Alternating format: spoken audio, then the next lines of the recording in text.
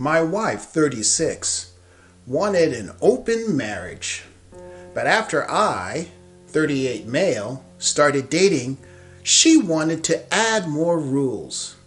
What would you do in my position? Welcome to my luxury coach ride, straight to hell. I'm Magic, and this is Magic's Monologue. In today's episode, I'll be covering a story of a man who does what I wouldn't do when your wife asks for an open marriage. However, I'll be the first to tell you, these are my lessons. They may not be yours. But first, give me a thumbs up, subscribe, and then smack that bell like you would joyfully smack a good booty, which helps push this content out so more people can see and learn from it. So grab a cold one from the mini bar in the back of the limo, and let's get this party bus rolling down to the boat on the River Styx. I would like to thank Mary, she's one of the 10% of the women who watch my channel, for sending this posting to me. 2.5 years ago, my wife Sarah asked me to open our marriage. She strongly implied the alternative was divorce. After thinking it through, I said yes, primarily because we do have 2 children. I worked long hours and divorce sounded horrible. Okay, slap to the back of the head. No, absolutely not. Appeasement is not a life strategy. After all, it worked so well for Prime Minister Neville Chamberlain back in 1938. She made a terroristic threat, and you bent over like a prison bitch just for a cigarette. When a woman asks for an open marriage, she knows or perceives you're weak and will go along with it. She has either already begun cheating on you, has someone in mind, or already has someone lined up and ready to go. In this scenario, it's best to consider your relationship is done. So I set up some ground rules. Not bringing dates into our house, not dating mutual friends or acquaintances, family members or colleagues, and keeping things private. Right, as if in the majority of cases and the rules will be followed, keep dreaming. Most people, when they get into this situation, they start out with rules and it usually never ends up being followed. For the next 2 years, I focused on my job and my kids. I worked long hours, little free time. The time I had, I devoted to my kids. I didn't have the time for dating, so I wasn't even trying. I commend you on focusing on providing and your kids and being a good father. When she asked you, she was counting on this simple reality. A woman who's a hard 3 can go out and get laid far easier than a man who's a solid 6. As much as women want to pretend otherwise, they all know this is true. This is a case of eating her cake, then having it too. In her mind, if she has your approval, then it's not infidelity and the marriage vows don't matter. I moved into another room because the thought of Sarah having sex with another man and then sleeping in my bed felt horrible. Our relationship became purely transactional, and we became partners in raising kids. I didn't want to know anything about her intimate life. Transactional is an accurate description. She kept you around for your paycheck as a provider and babysitter. All the while, she could go out and ride the cock-a-doodle-doo carousel all night long. This summer, I managed to fulfill my financial goals. I did not have any debt whatsoever. Both of my kids have enough money in their college fund, and all I have to do is keep adding some money to every month into the fund I made for their first home deposits. So I did some math and decided to cut my work hours from 74 just down to just 30 per week. Sarah wanted to get indebted again to buy another house and a new car, but I said no. Damn, 74 hours a week. Ouch! Finally, a backbone in telling her no, by the way. I used my free time to finally have a vacation I needed and took my older son with me to tour the USA together. Did some renovation work on our home and turned the basement into a man cave.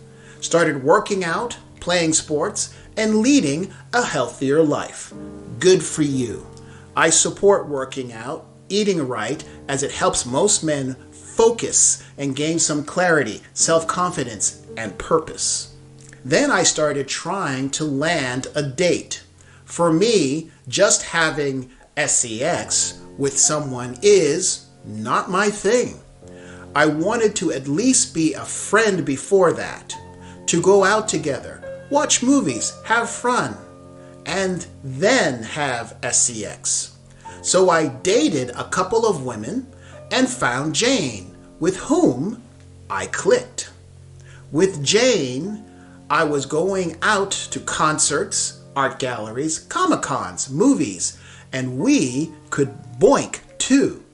I love the way he says boink. Slap to the back of the head. This is where I have a problem, since you just lost all moral and some states legal high ground for leverage. However, I'll come back to this at the end. Sarah wanted to talk about my dates. I said no. Then I caught Sarah snooping through my phone, and we had a very strongly worded agreement. Okay, you've definitely got to be a Brit. See what happens, guys, when a woman who believes she holds all the cards, and suddenly she sees she has competition, what she does. Now Sarah wants to update the terms of our open marriage. She wants us to repair our marriage by going to the counselor. She wants us to sleep in the same room, to go outside and have fun together. Oh no. Miss Transactional sees the potential loss of her meal ticket, and maybe later it'll be her replacement. How much do you want to bet, guys? She sees how this other woman brings him peace and joy and aids him in his masculine confidence. She's thinking, danger, Will Robinson, danger. She wants our outside of marriage relationship to be strictly sexual and nothing else. And we are to talk about our partners. I told her that I was content with the situation as it was, and that I didn't mind if she found a partner to go out with. I encouraged her too, and I don't want to talk about our partners. She's holding her ground. At this point, I'm split between trying to fix our marriage and handing her divorce papers. I need some advice, guys. Okay, slap to the back of the head. Oh, for being such a screw-up. Here's what I mean by this. I see you stayed in the marriage for your kids. However, I'm sure all you taught them was how to have a dysfunctional relationship. And that's your call to make. What I would tell you is to immediately see a lawyer or family law solicitor 2 years ago. A highly rated woman who's also a woman who hates cheaters as a preference for emotional reasons. Find out in your country what you can legally do before filing to prepare for divorce using every financial legal means and device like trusts, LLC, we call that in our country, or LTDs, in your part of the world to get assets out of your name. If legally possible, I would have sold the house to one of those financial devices 2 years ago, so it's no longer a legal marital asset. When she wanted a new car, I would have arranged the car loan and paperwork in her name only and had her sign. During the 2 years, I would have told you to gather up as much overwhelming evidence of her affairs as possible. I'm talking audio, video, photos, texts, and email if possible. If you could afford it, a private investigator would be even better. At any point when you were ready, you could have had her served for adultery. That applies to some states in the U.S. If you are in the U.K., you can't sue for adultery in a divorce. And see how she likes the ultimatum. Basically, with all the evidence you had, it would have been a case of agree to my terms, or friends and families will see what I've got. As Pat Benatar would say, love is a battlefield. You wasted 2 years by not prepping your combat zone, and you stupidly gave away a strategic advantage with your relationship with Jane. We live in a world where the family court system in many first world nations is openly hostile and discriminate against men. I'm a student of Sun Tzu, and I play to win. And so should you, gentlemen. In the comments below, give your thoughts and advice. I want your personal stories to share, and if you see an article online you think I should cover, send the whole story and the link, just in case it's not there by the time I get to it. Email it to stories@magicsmonologue.com. This way, others can learn from your victories, joys, defeats, as we work to not only support each other, but to help each other become better men. As of late, this platform has been a bit hostile to men's channels as they seek to silence your voice. Therefore, I want to personally thank you for the thumbs up you've given me, your smart choice to subscribe for future videos, your feedback in the comment section, and sharing this everywhere. This is the best way to spit in the eye of the algorithm defiantly. If you have a moment, stop by my community tab and vote in my polls. In doing so, you are certainly helping to educate other men and definitely piss off a Karen near you.